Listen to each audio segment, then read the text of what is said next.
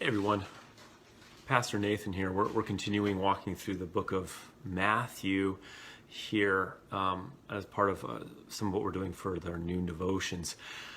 We're in Matthew chapter 2. And in Matthew chapter 2, there's a couple things to watch out for beyond the visit of the Magi.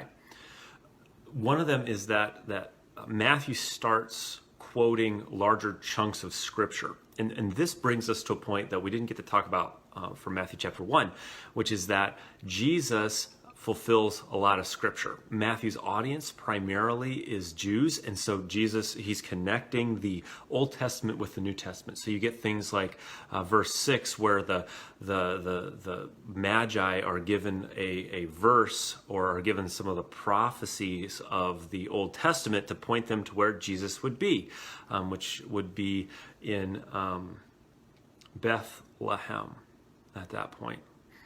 The second, and there's another prophecy as well that is fulfilled there. The second thing to notice, though, is how Matthew's very intentionally showing that Jesus is Israel reduced to one person, that he is going to experience what Israel experienced. So towards the end of chapter 2, you see this amazing thing where he starts in the land of Judea, and then he goes to Egypt, and then they return from Egypt back to the land of Judea. And if you think back to the book of Genesis, you see this happen to the people of Israel. So Abram and Abram's descendants, and you got Isaac and you got Jacob, and Jacob's been renamed Israel, and you have the children of Israel who leave Canaan, which is where they had been, which would eventually become Judea. They leave Canaan, they go to Egypt because of the famine and Joseph and the coat of many colors, all that narrative.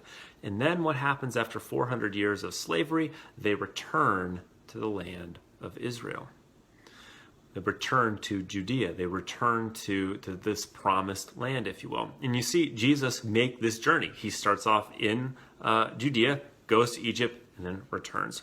And Matthew sort of points out these things throughout the entire gospel, where he lifts up these events of Jesus' life and is connecting them to the life of Israel. Because Israel will die, or Jesus will die for the people of Israel. He will do what Israel was supposed to do, and be that perfect servant of God. If you go to Isaiah's prophecy, Israel is referred to as a servant, and Jesus is referred to as a servant. Jesus will be the perfect servant that Israel could not be. And we'll see that come up again and again in Matthew's gospel. So, hope that's helpful for you. Next time, we're in Matthew chapter 3. Talk soon.